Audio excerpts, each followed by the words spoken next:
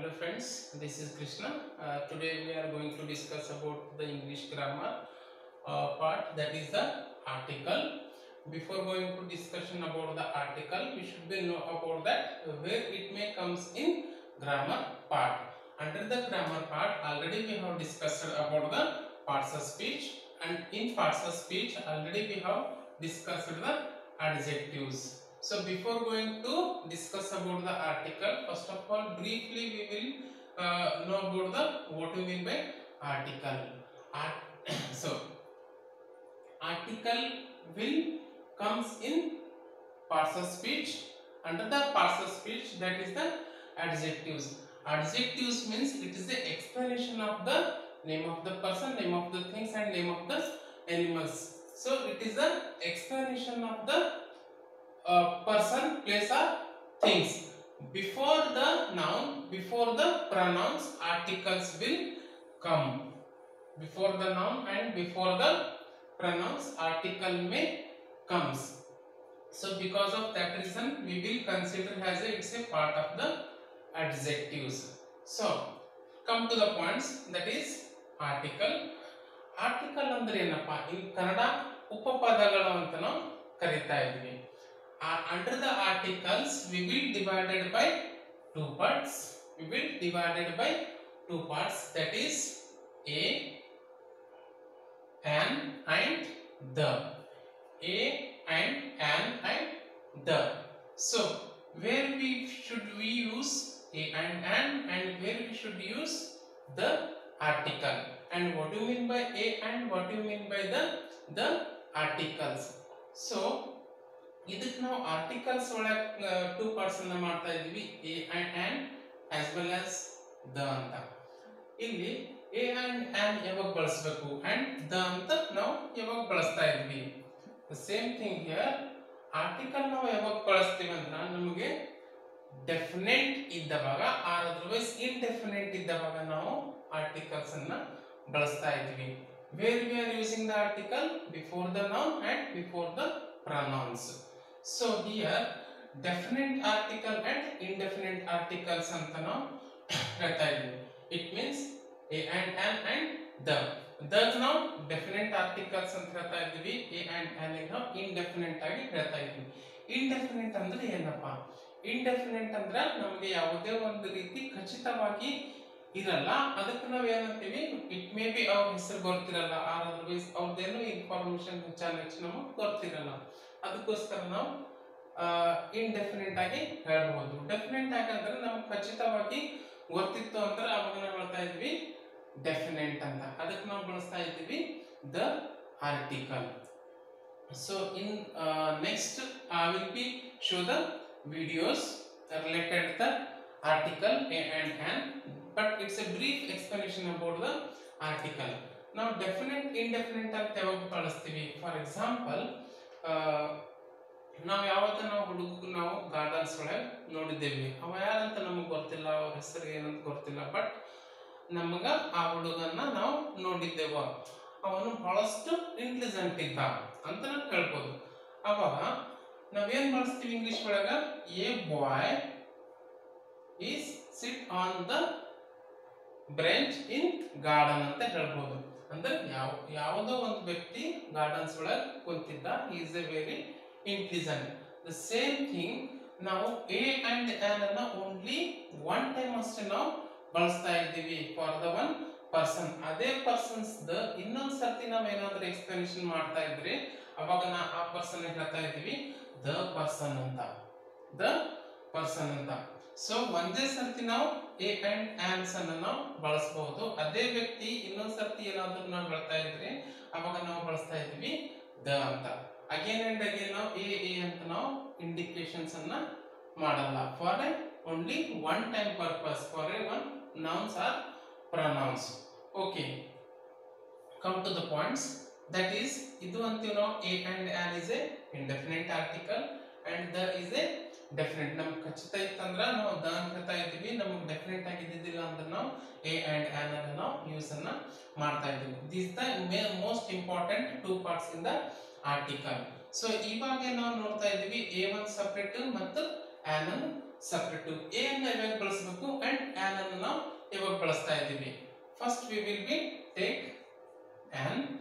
On ಅಂತ ಯಾವಾಗ ಬಳಸ್ತಾ ಇದ್ದೀವಿ ನಾವು? ಅಲ್ಫಾಬೆಟ್ಸ್ ಒಳಗೆ ನಮಗೆ 26 ಅಲ್ಫಾಬೆಟ್ಸ್, ಅದರೊಳಗೆ ನಾವು 2 ಪಾರ್ಟ್ಸ್ ಅನ್ನ ಮಾಡ್ತಾ ಇದ್ದೀವಿ. ಒಂದು ವಾವೆಲ್ಸ್ ಅಂಡ್ ಇನ್ನೊಂದು ಕನ್ಸೋನೆಂಟ್ಸ್ ಅಂತ. ನಮಗೆ ವಾವೆಲ್ಸ್ ಇರೋದು 5 ಅಂಡ್ ಕನ್ಸೋನೆಂಟ್ ಇಸ್ 21. ಇಲ್ಲಿ ವಾವೆಲ್ಸ್ ಅಂತ ನಾವು ಹೇಳ್ತಾ ಇದ್ದೀವಿ A E I O U ಅಂತ.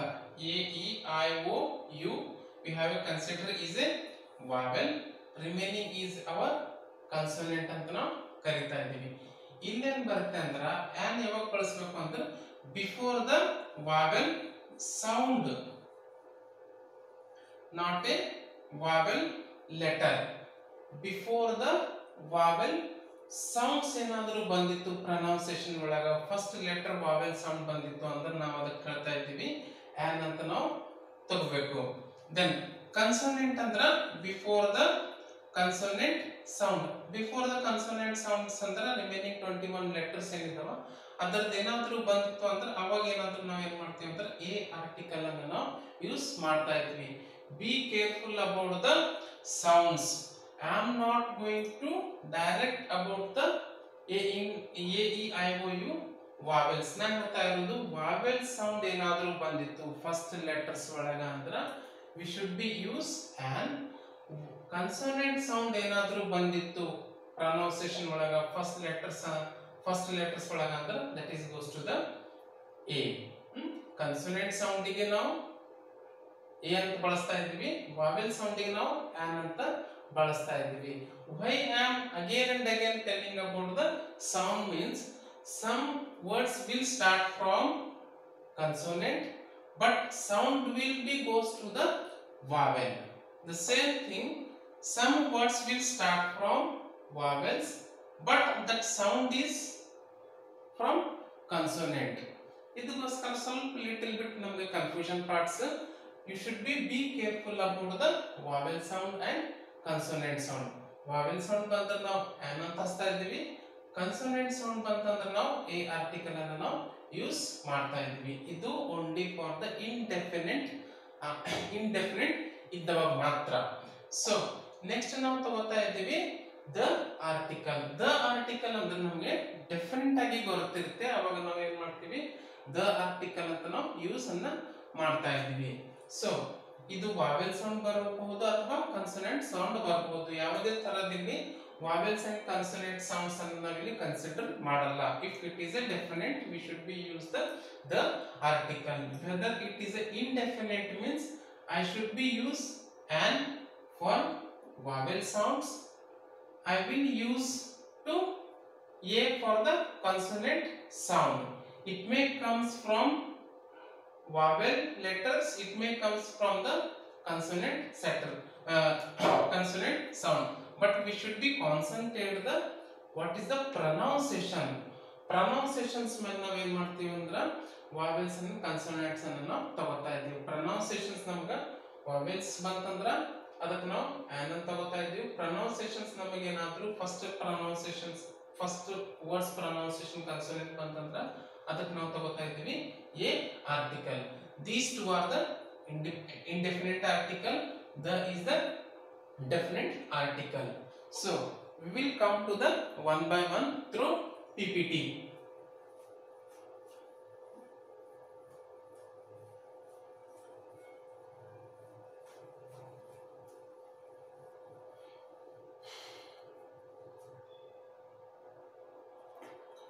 So the article ಅಂದ್ರೆ ಏನಪ್ಪ?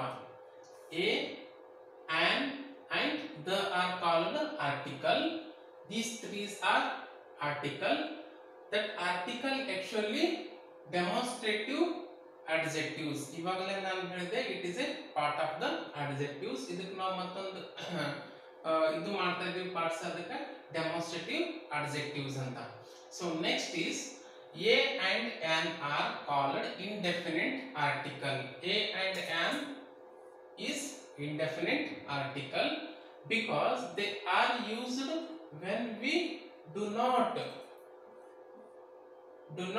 speak of a definite or particular place, person or things.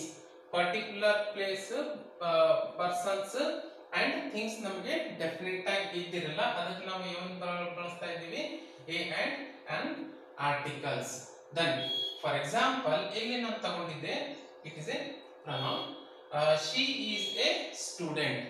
She is a student ಅಂದ್ರ ಅವಳು ಒಂದು ಸ್ಟೂಡೆಂಟ್. ಯಾವ ಸ್ಟೂಡೆಂಟ್ ನಮಗೆ ಗೊತ್ತಿಲ್ಲ, 8th ಸ್ಟ್ಯಾಂಡರ್ಡ್ ಸ್ಟೂಡೆಂಟ್ ಇರಬಹುದು, 9th ಸ್ಟ್ಯಾಂಡರ್ಡ್ ಸ್ಟೂಡೆಂಟ್ ಇರಬಹುದು, ಅಥವಾ ಕಾಲೇಜ್ ಸ್ಟೂಡೆಂಟ್ ಇರಬಹುದು. ಬಟ್ ನಾವು ಸ್ಟೂಡೆಂಟ್ ಅಂತ ಕರಿತಾ ಇದ್ದೀವಿ. ಯಾವ ಸ್ಟೂಡೆಂಟ್ ಅಂತ ನಮಗೆ ಗೊತ್ತಿಲ್ಲ, ಯಾವ ಸ್ಟೂಡೆಂಟ್ ಅಂತ ಗೊತ್ತಿಲ್ಲ, ಅದಕ್ಕೋಸ್ಕರ ನಾವು ಇಲ್ಲಿ ಏನ್ ಮಾಡ್ತಾ ಇದೀವಿ, ಎ ಸ್ಟೂಡೆಂಟ್ ಅಂತ ನಾವು ಕರಿತಾ ಇದ್ದೀವಿ. She is a student. It may be, why ನಾವು ಈ ತರ ಹೇಳ್ತಾ ಇದ್ದೀವಿ ಸಿ ಈಸ್ ಎ ಸ್ಟೂಡೆಂಟ್ ಅಂತ means she may be in the college uniform athwa school uniform, but we can consider as a student, but we don't know she is from which school, she is from which standard. Because of that reason we will use a article. We don't know the definite ಅಂದ್ರೆ ನಾವು ಖಚಿತವಾಗಿ ನಮಗೆ ಗೊತ್ತಿಲ್ಲ ಯಾವ standard ಅಥವಾ ಯಾವ college ನಿಂದ student ಇದ್ದಾಳೆ ಅಂತ, ಅದಕ್ಕೆ ನಾವು ಹೇಳ್ತಾ ಇದ್ದೀವಿ she is a student. One more example. There is a ball in the box. Box ಒಳಗೆ ಏನಿದೆ, ಬಾಲ್ ಇದೆ. ಯಾವುದೇ ರೆಡ್ ಕಲರ್ ಇರಬಹುದು, ವೈಟ್ ಕಲರ್ ಇರಬಹುದು, ಯಾವುದೇ ಒಂದು ಬಾಲ್ಸ್ ಅನ್ನ ಇರಬಹುದು. But we know there is a ball in the box ಅಂತ. Next one,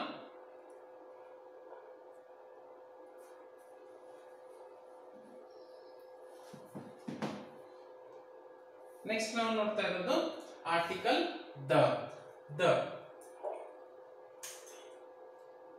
The is the called the definite article because it is used when we speak of a definite or particular person, place, animal or things. ಯಾವುದೇ ಒಂದು ಇರಬಹುದು, ಅದಕ್ಕೆ ನಾವು definite ಆಗಿ ನಾವು ಇರುತ್ತೆ.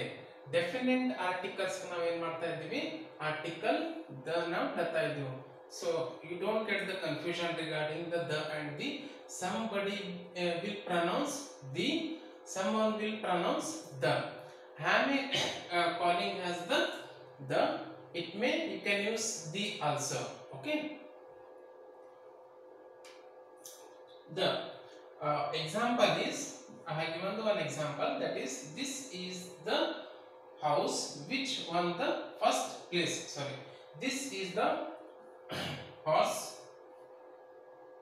which won the first prize. First prize ಅನ್ನು ಈ ಹಾರ್ಸ್ ಅನ್ನು ತಗೊಂಡಿತ್ತು ಅಂತ ನಾವು ಡೆಫಿನೆಟ್ ಆಗಿ ನಾವು ಹೇಳ್ತಾ ಇದ್ದೀವಿ. Among the all the participant horse, this is the first horse, first place one in the competition ಅಂತ. The next one is the doctor you saw there was my friend. ಯಾವ friend, ಯಾವ doctor ನೀನು ಭೇಟಿ ಆಗಿದ್ದೆ, ಆ doctor ಅನ್ನ ನನ್ನ friend ಇದ್ದ ಅಂತ. That is the definite. The doctor you saw there was my friend. It means finally ನಾವು ಏನ್ ಹೇಳ್ತಾ ಇದ್ವಿ, ನಮಗೆ ಡೆಫಿನೆಟ್ ಆಗಿ ಖಚಿತವಾಗಿ ನಮ್ಗೆ ಗೊತ್ತಿರ್ತಕ್ಕಂಥ ವಸ್ತು ಆಗಿರ್ಬೋದು, ಪರ್ಸನ್ ಆಗಿರ್ಬೋದು, ಪ್ಲೇಸ್ ಆಗಿರ್ಬೋದು, ಅದಕ್ಕೆ ನಾವು ದ ಅಂತ ಯೂಸ್ ಮಾಡ್ತಾ ಇದ್ವಿ. ಇಂಡೆಫಿನೆಟ್ ಆಗಿ ನಾವು ಹೇಳಬೇಕಾದ್ರೆ on and use, on and A ಅಂತ ನಾವು ತಗೋತಾ ಇದ್ದೀವಿ. So next one is use of indefinite article on. Use of indefinite article on. ಈ ಆನ್ ಬಗ್ಗೆ ನಾವು ಸ್ವಲ್ಪ ಡೀಟೇಲ್ ಆಗಿ ಹೋಗೋಣ.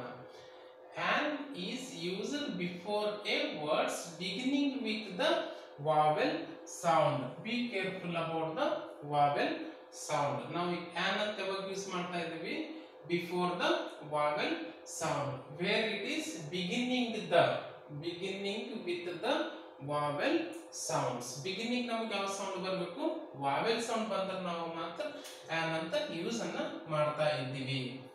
So example is an ox, an umbrella, an elephant, an important letter.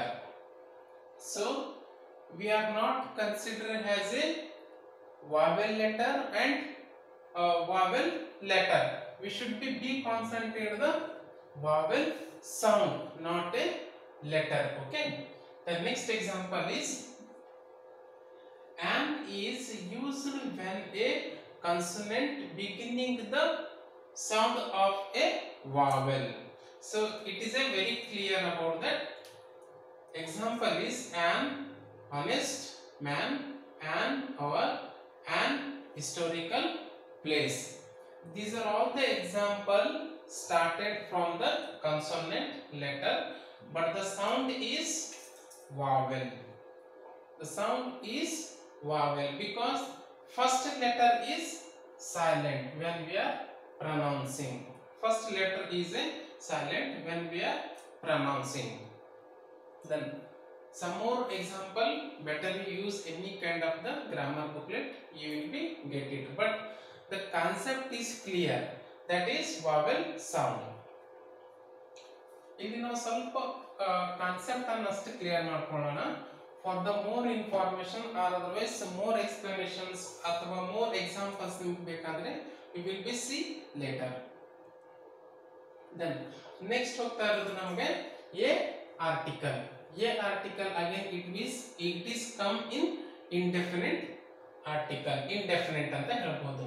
So here A is used with all the nouns beginning with consonant sound. Ivaga ನಾವು ನೋಡ್ತಾ ಇದೀವಿ ಇಲ್ಲಿ beginning with consonant sounds. ಯಾವ sound ಅನ್ನು ಬರುತ್ತೆ ನಮಗೆ? beginning consonant sound ಅನ್ನು ನಮಗೆ ಬರ್ತಾ ಇದೆ.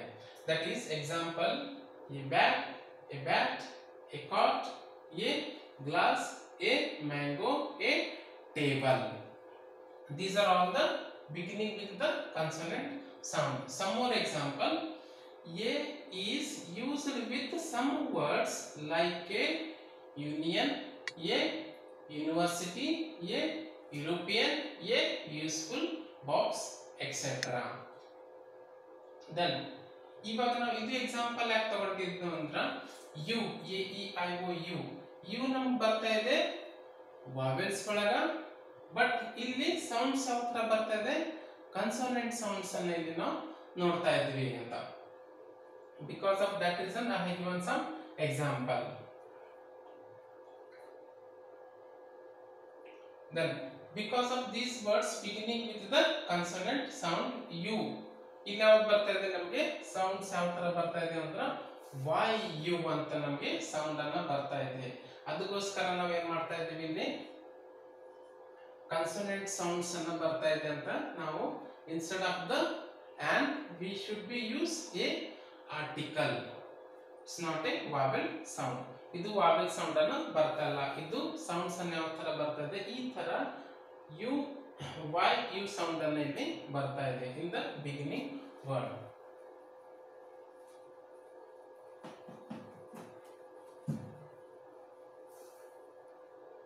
Again and again I am telling that be concentrate whenever you are choosing the article. It may and it may a article. It is based on the sounds, not based on the vowel and consonant letter.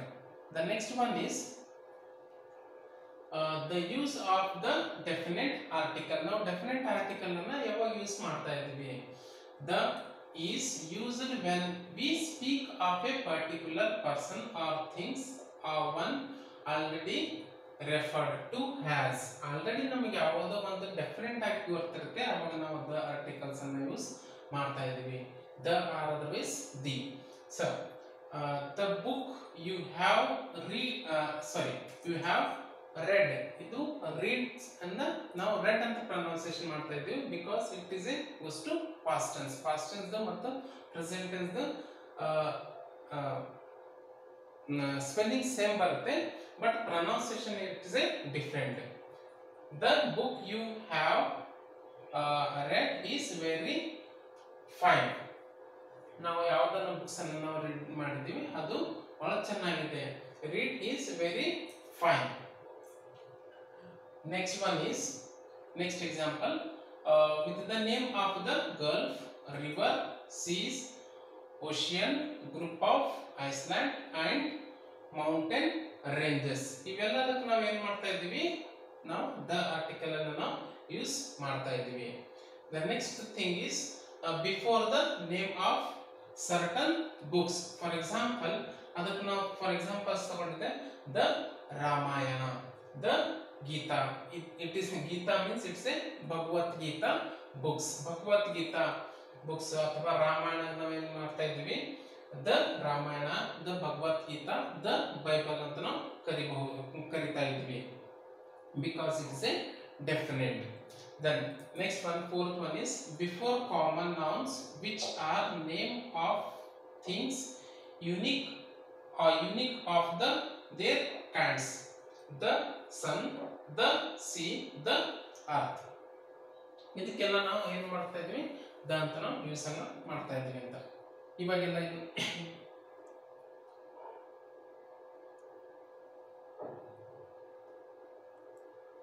the next is with superlative degree ಅಂತ ನಾವು ಹೇಳ್ಬೋದು. In the time of adjectives I have discussed the 3 degrees: positive degree, comparative degree and superlative degree. Superlative degree ನಮಗೆ last ಗೆ ಬರುತ್ತೆ when we are comparing to the one nouns to the another nouns, one persons to the another persons. On that time which is the most beautiful ಅಥವಾ final ಆಗಿ ನಾವು ಒಂದು judgment ಕೊಡ್ತಾ ಇದ್ದೀವಿ ಏನಂದ್ರೆ among the all those things this is the super ಅಂತ, this is the best ಅಂತ ನಾವು ಕೊಡ್ತಾ ಇದ್ದೀವಿ. ಅದಕ್ಕೆ ನಾವು ಬಳಸ್ತಾ ಇದ್ವಿ superlative degree. Comparing to the all those things this is the best ಅಂತ, ಅದಕ್ಕೆ ನಾವು ಹೇಳ್ತಾ ಇದ್ವಿ superlative. ಇನ್ superlative ಅಂದ್ರೆ ಏನಪ್ಪ, superlative degree ನ ದ ಅಂತ ನಾವು ಡೆಫಿನೆಟ್ ಆರ್ಟಿಕಲ್ ಅನ್ನು ನಾವು ಯೂಸ್ ಅನ್ನ ಮಾಡ್ತೀವಿ ಅಂತ.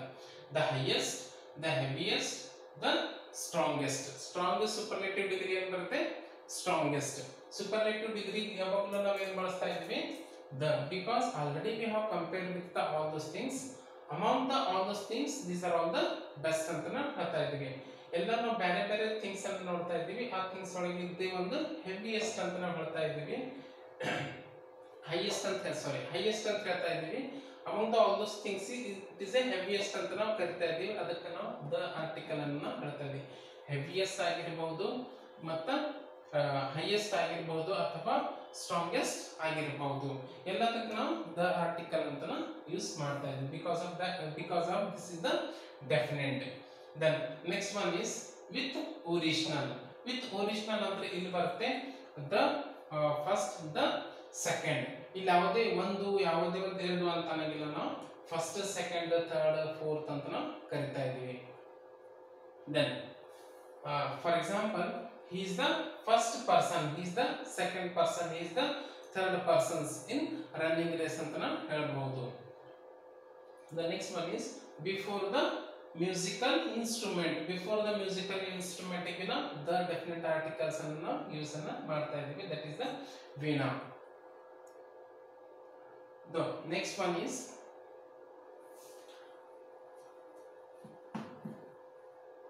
the omission of the definite article. ಕೆಲವೊಂದ್ರೊಳಗೆ ಡೆಫಿನೆಟ್ ಆರ್ಟಿಕಲ್ಸ್ ಅನ್ನ ಯಾವುದೇ ತರದ ಬರಲ್ಲ. Definite article cannot be used before the name of the day, month and part of the day. ಇನ್ನೇನಾಗುತ್ತೆ, cannot be used ಅಂತ ನಾವು ಹೇಳ್ತಾ ಇದೀವಿ, ಅಂದ್ರೆ ಯೂಸ್ ಅನ್ನ ಮಾಡಬಾರದು. ಕೆಲವೊಂದು ಸಿಚುವೇಶನ್ಸ್ ಒಳಗ ದ ಆರ್ಟಿಕಲ್ಸ್ ಅನ್ನ ನಾವು ಯೂಸ್ ಅನ್ನ ಮಾಡ್ತಾ ಇಲ್ಲ, ಮಾಡಬಾರದು according to the grammatically. Definite article ಇಲ್ಲಿ ದ ಅಂತ ಬರಲ್ಲ. The Sunday is the last day is a wrong sentence because we should not be use the article under this sentence. The right sentence is Sunday is the last day. That is the right according to the grammar. Be concentrate like these words. So when we are solving the previous question paper, ಅವಾಗ ನಾವು ಈ ತರದ examples ಅನ್ನ ತಗೋಣ. But just to know about the concept. ಈ concept ಅನ್ನ ಅಷ್ಟೇ clear ಮಾಡ್ಕೊಳ್ಳೋಣ. Remaining all those things we will be learn during the solving the question paper. The next one is but ಯಾವಾಗಂದ್ರ ನಾವು ಯಾವಾಗ ಯೂಸ್ ಮಾಡ್ತಾ ಇದೀವಿ ಏನಂದ್ರ in the morning, correct, in the evening is the correct, but before the ಯಾವುದು day, before month, before part of a day we will not use the article. The remaining example we will see in the next video, or otherwise we will see in my solving the previous question paper in different competitive examination.